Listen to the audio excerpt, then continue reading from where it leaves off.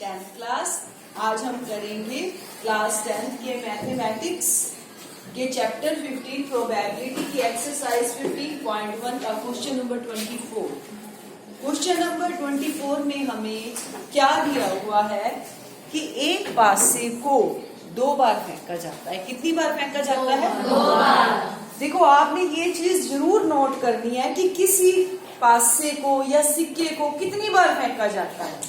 जितनी बार उसको फेंका जाएगा कुल परिणाम उतने ही निकालोगे, उसी हिसाब से निकालोगे ना। अगर एक बार फेंका जाएगा तो कुल परिणाम सिर्फ 6 होंगे पासे में, है ना। और अगर 2 बार फेंका जाएगा तो कितने होंगे? 12। यही पर गलती कर रहे हो। देखो, आप 2 बार पासे को फेंकोगे 36। उस दिन आपको करके दिखाएंगे। 1 के साथ 1, 1 2, 1 3, 1 4, 1 5, 1 6। फिर 2 के साथ 2 1, 2 2, 2 3, 2 4, 2 5, 2 6 6 केस हो गए सबके। 1 के साथ 6, 2 के साथ 6 तक, 3 के साथ 6 तक, 4 के साथ 6 तक, ऐसे टोटल आपके कितने केसेस बने थे? 36। ठीक है ना। जब 2 पासों को फेंका जाता है तो टोटल केस होते हैं 36, कुल परिणाम होते हैं 36। जब एक बार फेंका जाता है तो कुल परिणाम होते हैं 6। ऐसे ही अगर एक सिक्के को सिर्फ एक बार उछालोगे तो कुल परिणाम कितने होंगे? 2, है ना। और अगर मैं एक सिक्के को 2 बार उछालूं तो कितने होंगे परिणाम? 4। 3 बार उछालूं तो 8। देखो, आपको बताया था कैसे। एक बार उछाला, है ना, हेड और टेल। दूसरी बार उछाला, हेड के साथ हेड भी आ सकता है, हेड के साथ टेल भी आ सकता है, टेल के साथ हेड भी आ सकता है, टेल के साथ टेल भी आ सकता है। तीसरी बार ना, अब इन सब केसेस के साथ, 4 केसेस के साथ 2-2 केस बनेंगे सबके साथ। हर एक के साथ हेड भी लगाओगे और टेल भी लगाओगे। देखो, हेड हेड हेड, इसी केस के साथ, फिर इसी केस के साथ हेड हेड टेल, फिर अब इस केस के साथ हेड टेल हेड, फिर इस केस के साथ हेड टेल टेल, अब इस केस के साथ tail head head, tail head tail, अब इस केस के साथ tail tail head, tail tail tail. पहले मैं हेड लेती हूँ, फिर मैं टेल लेती हूँ। एक ही सीक्वेंस बनाओ ताकि कोई मिस्टेक ना हो। अब कितने केस बन गए? गिनो 8 बने ना, है ना। ये मिस्टेक नहीं करनी है आपने। कुल परिणाम ही आपने गलत कर दिए तो आपका सम ही गलत हो जाएगा, क्योंकि प्रायिकता का फॉर्मूला क्या होता है?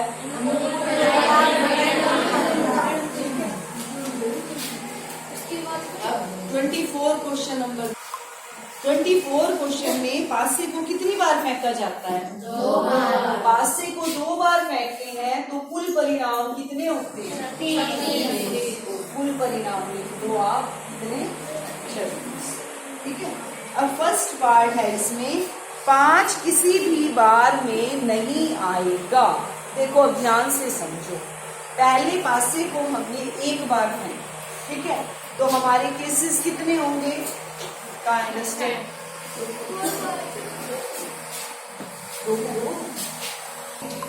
देखो, पासे को जब एक बार फेंकेंगे तो क्या आएगा? 1 2 3 4 5 6, यही आएगा ना। एक बार फेंका मैंने, ठीक है। अब ये मान लो कि आपने पहला पासा फेंक दिया और 1 आया पड़ा है उस पे। अब उसको 1 को आपने फिक्स कर दिया, समझ लो पहले पे आया ही 1 है, ठीक है। अब मैं दूसरा पासा फेंकती हूँ। जब मैं दूसरा पासा फेंक रही हूँ, पहले पे 1 पड़ा है, आपने ये याद रखना है, ठीक है। जब मैं दूसरा पासा फेंक रही हूँ तो दूसरे पे 1 2 3 4 5 6 कुछ भी आ सकता है। जब पहले पर 1 है तो दूसरे पर 1 2 3 4 5 6 कुछ भी आ सकता है, ठीक है। इसलिए ये केस बनेंगे ना कि जब पहले पर 1 है तो दूसरे पर 1 2 3 4 5 6, ये केस बन गए। अब मान लो कि दूसरे पासे में, अब 1 वाला केस गया, ठीक है।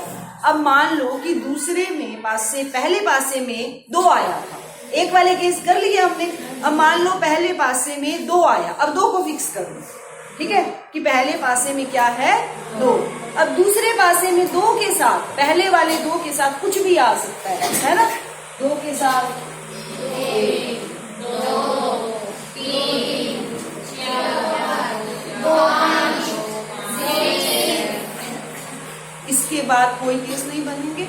ऐसे ही पहले पासे पे मान लो 3 फिक्स, दूसरे पे कुछ भी आ सकता है, ठीक है। 3, 1, 3, 2, 3, 3, 4, 3, 5, 3, 6। ये आपके टोटल परिणाम गिनने का तरीका है, ठीक है ना। इसके अलावा और कोई परिणाम नहीं बनेंगे जो मैं आपको कहूंगी, चाहे आप सोच के देख लो, ठीक है। हाँ, 4, 1, 4, 2, 4, 3, 4, 4, 4, 5, 4, 6, 5, 1, 5, 2, 5, 3, 5, 4, 5, 5, 5, 6, 6, 1, 6, 1, 6, 2, 6, 3, 6, 4, 6, 5, 6, 6, ठीक है। अब इसको काउंट करके देख लो, 36 केस बन रहे हैं, ठीक है। अब जब भी 2 पासे फेंकते हैं तब आपने ये बना लेने अपने रफ में, ठीक है। अब हमारे से पूछा क्या गया है, हमारे से ये पूछा गया है कि जब किसी पासे को 2 बार फेंका जाता है तो 5 किसी भी बार में नहीं आएगा। 5 किसी भी बार में नहीं आएगा का क्या मतलब है कि 5 वाले केस छोड़ दो, इनमें जिसमें भी 5 आया पड़ा है ना वो वाला केस छोड़ दो, ठीक है। अब देखो, एक तो ये रहा 5 वाला केस, 1, 2, 3, 4, ये वाली तो सारी लाइन हो गई।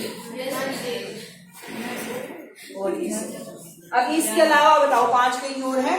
अब इसको गिन लो, किसी भी नहीं, इसको कैसे गिनोगे? 5, ये तो 5 आने वाले केस हो गए ना। हमने तो ये गिनना कि 5 किसी भी बार में नहीं आएगा, इसका मतलब जो बोलने किया उसको छोड़कर बाकी, यानी टोटल 36 में से ये घटा दो, या तो कितने में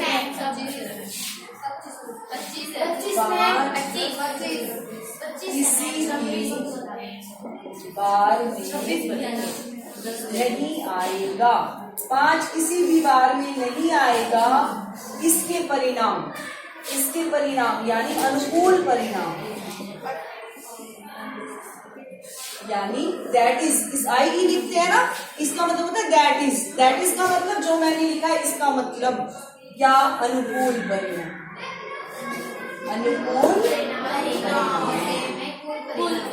अरे नहीं, अभी प्रायिकता का फॉर्मूला नहीं लिख रही मैं, अभी तो अनुकूल परिणाम लिख रही हूँ कि 5 किसी भी बार में नहीं आएगा, इसके परिणाम लिख रही हूँ। टोटल परिणाम 36, 5 आएगा, इसके परिणाम आएगा 11 बने है ना, तो 36 में से 11 अगर मैं माइनस कर दूंगी तो उसके परिणाम आ जाएंगे जब 5 नहीं आएगा, ठीक है। कितने आ गए? चाहे आप काउंट कर लो चाहे ऐसे कर लो, ठीक है। अब प्रायिकता निकालो, इसीलिए प्रायिकता किसकी? 5 नए आने की, ठीक है। यहाँ लिखना है आपने ब्रैकेट में 5 के नए आने की। अनुकूल परिणाम बटे कुल परिणाम 25 बटे 36, ये हो गया आपका आंसर, ठीक है। हाँ, अब सेकंड पार्ट 5 कम से कम एक बार आएगा। बेटा एक बार स्टॉप राइटिंग और मेरी बात सुनो ध्यान से कि 5 कम से कम एक बार आएगा। कम से कम का मीनिंग समझते हो? कम से कम यानी सबसे कम, है ना, सबसे कम ही एक है। 5 कम से कम एक बार आएगा, यानी ज्यादा बार भी तो आ सकता है ना, कम से कम एक बार तो उसने आना ही आना है। ये है इनके कहने का मतलब। कहने का मतलब ये है कि हमने वो केस नहीं लेना जिसमें 5 नहीं आता, ये वाला केस नहीं लेना हमने लेना 5 आना चाहिए, एक बार तो जरूर ही आना चाहिए, एक बार आना चाहिए और 2 बार भी आ सकता है। यानी अब वो वाले केस लेने हैं आपने जिसमें 5 है। आ गई समझ मेरी बात? देखो आप ना समझ नहीं रहे, ध्यान से समझो इधर। 5 कम से कम एक बार आने का क्या मतलब है कि 5 आएगा ही आएगा, ठीक है ना, एक बार वाला केस भी और दो बार बार वाला। वाला। अब यही केस जो हमने सर्कल किए हैं वो कितने हैं? 36 तो आप लिखोगे 5 कम से कम एक बार आएगा की प्रायिकता, यानी क्या मतलब है? 5 जरूर आएगा, चाहे एक बार आए चाहे 2 बार आए। ये परिणाम अपने कितने बने थे? 11। क्या हो जाएगा? 11/36 अनुकूल परिणाम बटे कुल परिणाम। ठीक है।